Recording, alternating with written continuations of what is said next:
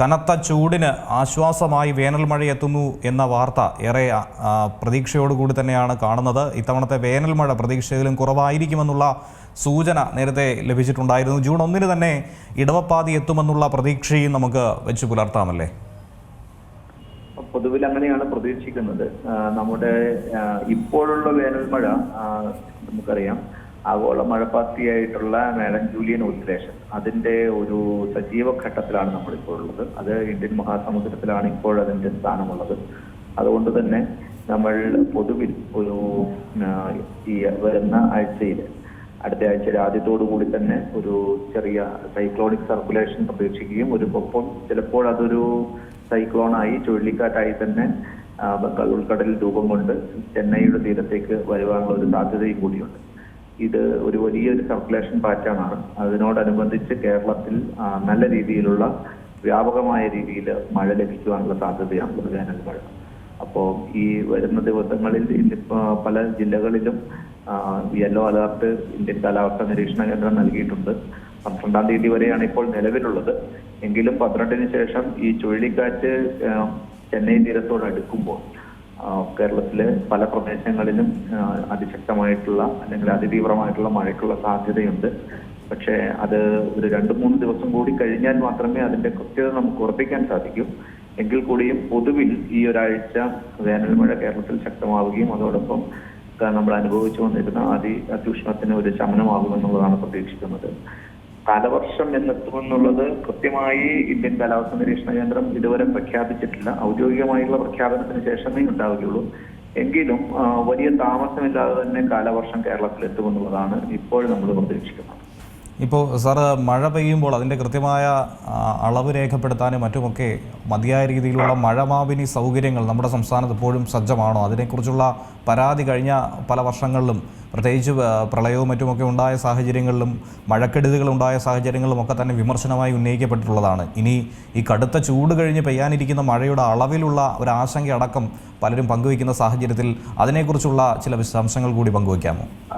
മഴമാപിനികൾ അത്യാവശ്യമുണ്ട്, പക്ഷെ ചില സ്ഥലങ്ങളിലെങ്കിലും പോരായ്മകളുണ്ട്. പ്രത്യേകിച്ച് വളരെ കോംപ്ലക്സ് ആയിട്ടുള്ള ടോപ്പോഗ്രഫി ഉള്ള സ്ഥലങ്ങളിൽ നമുക്ക് ചെറിയ കിലോമീറ്ററുകൾ ദൂരം സഞ്ചരിക്കുമ്പോൾ പോലും മഴയുടെ അളവിൽ വലിയ വ്യത്യാസം ഉണ്ടാകാറുണ്ട്. അത്തരം കാര്യങ്ങളെ കുറിച്ചൊക്കെ ഇന്ത്യൻ കാലാവസ്ഥാ നിരീക്ഷണ കേന്ദ്രം അറിവുള്ളവരാണ്. അതിനെക്കുറിച്ച് സംസ്ഥാനത്താകെ തന്നെ 100-ലധികം ഓട്ടോമാറ്റിക് വെതർ സ്റ്റേഷൻ സ്ഥാപിക്കുന്നതിന് വേണ്ടി മുൻകൈ എടുത്തിട്ടുണ്ട്. അതിൽ പലതും ഇപ്പോഴും നടന്നുകൊണ്ടിരിക്കുന്നു എന്നുള്ള അറിവാണ് എനിക്കുള്ളത്. അതോടൊപ്പം കാലാവസ്ഥാ നിരീക്ഷണ കേന്ദ്രത്തിൻ്റെതല്ലാതെ യൂണിവേഴ്സിറ്റികളും മറ്റ് ഗവൺമെന്റ് ഏജൻസികളിലും മഴമാപിനികളുണ്ട്.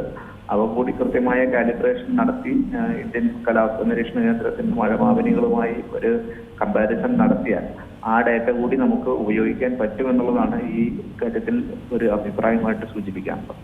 സാർ, ഇപ്പോൾ ഞാൻ മനസ്സിലാക്കുന്നത്, അതായത് ഇതിന് മുൻവർഷം കൊച്ചിയിലുണ്ടായ മേഘവിസ്ഫോടനം അത് ഏവരെയും അമ്പരപ്പിച്ചൊരു വിഷയമായിരുന്നു. അന്ന് ആ മേഘവിസ്ഫോടനം ഉണ്ടായി എന്നുള്ളത് എനിക്ക് തോന്നുന്നു കുസാറ്റിൽ സ്ഥാപിച്ചിട്ടുള്ള മഴമാപിനിയിൽ നിന്നാണ് അത് രേഖപ്പെടുത്തിയെന്നാണ് കരുതുന്നത്.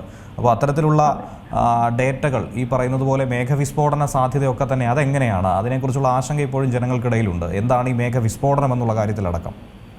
മേഘവിസ്ഫോടനം എന്ന് പറഞ്ഞാൽ അതൊരു സ്ഫോടനം എന്നുള്ള വാക്ക് ആലങ്കാരികമായി ഉപയോഗിക്കുന്നു എന്നേ ഉള്ളൂ. ഒരു പ്രദേശത്ത് ഒരു മണിക്കൂറിൽ 10 സെന്റിമീറ്ററോ അതിൽ കൂടുതലോ മഴ ലഭിച്ചാൽ അത്തരത്തിലുള്ള അതിതീവ്രമായിട്ടുള്ള മഴയെയാണ് മേഘവിസ്ഫോടനം എന്നുള്ളതുകൊണ്ട് ഉദ്ദേശിക്കുന്നത്.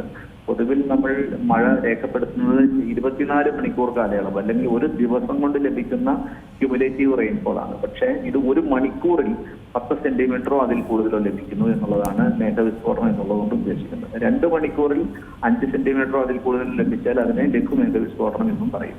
അപ്പോൾ ഇങ്ങനെ ഉണ്ടാകുന്ന വളരെ പ്രാദേശികമായി ഉണ്ടാകുന്ന മേഘവിസ്ഫോടനം അതാത് പ്രദേശത്തെ വെള്ളക്കെട്ടിലായിരുത്താൻ ഫ്ലാഷ് ഫ്ലഡിന് കാരണമാകുന്ന ഒരു വസ്തുതയാണ്. കളമശ്ശേരിയിൽ തന്നെ നമുക്കറിയാം, താഴ്ന്ന പ്രദേശങ്ങളിൽ പല വീടുകളിലും ഇതുവരെ 2018 പ്രളയത്തിൽ പോലും വെള്ളം കയറാത്ത വീടുകളിൽ വെള്ളം കയറിയിട്ടുള്ള ഒരു സാഹചര്യം ഉണ്ടായിരുന്നു.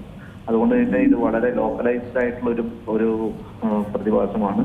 പ്രെഡിക്റ്റ് ചെയ്യാനും വളരെയധികം ബുദ്ധിമുട്ടാണ്. എന്നാൽ അടുത്തടുത്ത് മഴമാപിനികൾ ഉണ്ടെങ്കിൽ അറ്റ്ലീസ്റ്റ് എത്ര മഴ പെയ്തു എന്നുള്ള കൃത്യമായിട്ടുള്ള കണക്കെങ്കിലും ലഭിക്കും. അപ്പോൾ യൂണിവേഴ്സിറ്റികൾ അതുപോലെ, അതാണ് ഞാൻ നേരത്തെ സൂചിപ്പിച്ചത്, യൂണിവേഴ്സിറ്റികൾ, മറ്റ് സർക്കാർ ഏജൻസികൾ, ഇറിഗേഷൻ വകുപ്പുണ്ട്, KSE, അഗ്രികൾച്ചറൽ യൂണിവേഴ്സിറ്റികളും സ്ഥാപനങ്ങളും ഉണ്ട്. അക്കാഡമിക് യൂണിവേഴ്സിറ്റികളുണ്ട്, പിന്നെ വെജിറ്റബിൾ ആൻഡ് ഫ്രൂട്ട് പ്രൊമോഷൻ ഇതുപോലെയുള്ള പല ഗവൺമെന്റ് ഏജൻസികൾക്കും കാലാവസ്ഥാ നിരീക്ഷണ വകുപ്പിന്റെ മഴമാപിനികളുമായി ഒരു കമ്പാരിസൺ നടത്തുകയും എന്തെങ്കിലും അളവിൽ തെറ്റുണ്ടെങ്കിൽ അത് കൃത്യമായി കാലിബ്രേറ്റ് ചെയ്യുകയും ചെയ്താൽ ആ ഡേറ്റ കൂടി നമുക്ക് ഉപയോഗിക്കാൻ പറ്റും. അങ്ങനെ ഒരു ഇന്റഗ്രേറ്റഡ് അപ്രോച്ച് വരികയാണെങ്കിൽ നമുക്ക് ഈ പ്രളയം പോലെയുള്ള കാര്യങ്ങളിൽ കൂടുതൽ ശാസ്ത്രീയമായ പഠനത്തിനും അതുപോലെ പ്രവചനത്തിനുമൊക്കെ അത് ഉപയോഗിക്കാൻ സാധിക്കുമെന്നുള്ള ഒരു അഭിപ്രായമാണ് എനിക്കുള്ളത്. സർ, നിലവിൽ ഇപ്പോൾ കാർഷിക സർവകലാശാലകളിലും അതുപോലെ മറ്റ് സർവകലാശാലകളിൽ കുസാറ്റിലടക്കം സ്ഥാപിച്ചിരിക്കുന്ന ഈ മഴമാപിനികളിൽ നിന്നുള്ള ഡേറ്റ അത് കേന്ദ്ര കാലാവസ്ഥ വകുപ്പ് ശേഖരിക്കുന്നുണ്ടോ? ആ ഡേറ്റ അടക്കം വിശകലനം ചെയ്തിട്ടാണോ അവർ മുന്നറിയിപ്പുകൾ പുറപ്പെടുവിക്കാറുള്ളത്? കാലാവസ്ഥാ നിരീക്ഷണ കേന്ദ്രത്തിന് അവരുടേതായിട്ടുള്ള നെറ്റ്വർക്ക് ഉണ്ട്. അതോടൊപ്പം മറ്റു പല കാര്യങ്ങൾക്കും അവരുടെ ഡേറ്റ കളക്ട് ചെയ്യുന്നുണ്ട്. അത് കുസാറ്റിനെ സംബന്ധിച്ച് കുസാറ്റിന്റെ ഡേറ്റകൾ കാലാവസ്ഥാ നിരീക്ഷണ വകുപ്പുമായിട്ട് പല കാര്യങ്ങളിലും ഷെയർ ചെയ്യാറുണ്ട്. മറ്റ് യൂണിവേഴ്സിറ്റികളെ സംബന്ധിച്ച് എനിക്ക് കൃത്യമായിട്ടുള്ള അറിവില്ല. അപ്പോൾ ഇത് കേരളം പോലെയുള്ള വളരെ ടോപ്പോഗ്രാഫിക്കലി സങ്കീർണമായിട്ടുള്ള ഒരു പ്രദേശത്ത് അത്തരത്തിൽ മറ്റ് ഗവൺമെന്റ് ഏജൻസികളുടെ ഡേറ്റകൾ കൂടി കൃത്യമായ ഒരു ശാസ്ത്രീയമായ പഠനം നടത്തി അത് ഉപയോഗിക്കാൻ പറ്റിയെങ്കിൽ വളരെ നല്ല കാര്യമാണ്. ശരി സാർ, ഇനി ഈ ഒരു മഴക്കാലത്ത് ജനങ്ങൾ പ്രത്യേകമായി ശ്രദ്ധിക്കേണ്ട കാര്യങ്ങൾ അങ്ങനെ എന്തെങ്കിലും ഒരു മുന്നറിയിപ്പ് നൽകേണ്ടതായിട്ടുണ്ടോ?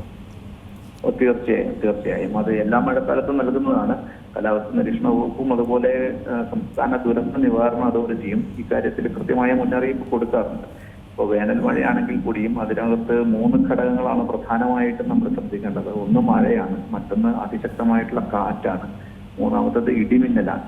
ഈ 3 പ്രശ്നങ്ങൾ കൂടി ഒരുമിച്ച് വരുമ്പോൾ ജനങ്ങൾ വളരെയധികം ശ്രദ്ധിക്കേണ്ടതുണ്ട് എന്നുള്ളതാണ് നമ്മൾ മനസ്സിലാക്കുന്നത്. നമുക്കറിയാം, ഇപ്പോൾ കഴിഞ്ഞ ആഴ്ച ഇടുക്കിയിലുണ്ടായിട്ടുള്ള ഒരു ക്ഷേത്രോത്സവവുമായി ബന്ധപ്പെട്ട് 6 പേർക്കോളം മിന്നലേറ്റിട്ടുള്ള സാഹചര്യം. പല ഉത്സവങ്ങളും അല്ലെങ്കിൽ പെരുന്നാളുകളുടെയും ഒക്കെ ഒരു കാലഘട്ടം കൂടിയാണ് നെയ്മാസം. അപ്പോൾ അത്തരം ഈ മുന്നറിയിപ്പുണ്ട് എങ്കിൽ അതിനുള്ള ഒരു ജാഗ്രത നമ്മൾ പാലിക്കേണ്ടതുണ്ട്. പ്രത്യേകിച്ച് ഇടിമിന്നലിൽ നിന്നുള്ള ഒരു സുരക്ഷ വളരെ പ്രധാനപ്പെട്ട ഒരു കാര്യമാണ്.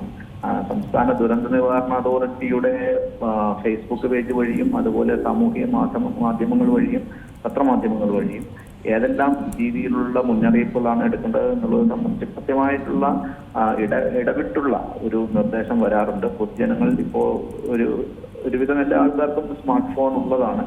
അപ്പോൾ സംസ്ഥാന ദുരന്ത നിവാരണ അതോറിറ്റിയുടെ വാട്സാപ്പ് ഗ്രൂപ്പുകളിൽ അംഗമാവുകയും ഓരോ മണിക്കൂർ അല്ലെങ്കിൽ 3 മണിക്കൂർ ഇടവിട്ട് തന്നെ അവര് ഇത്തരത്തിലുള്ള സന്ദർഭങ്ങളുടെ മുന്നറിയിപ്പുകൾ നൽകാറുണ്ട്. അതുപോലെ മറ്റൊന്നാണ് ഇന്ത്യൻ കാലാവസ്ഥാ നിരീക്ഷണ കേന്ദ്രത്തിന്റെ ഡാമിനി എന്ന് പറയുന്ന ഒരു ആപ്പ്.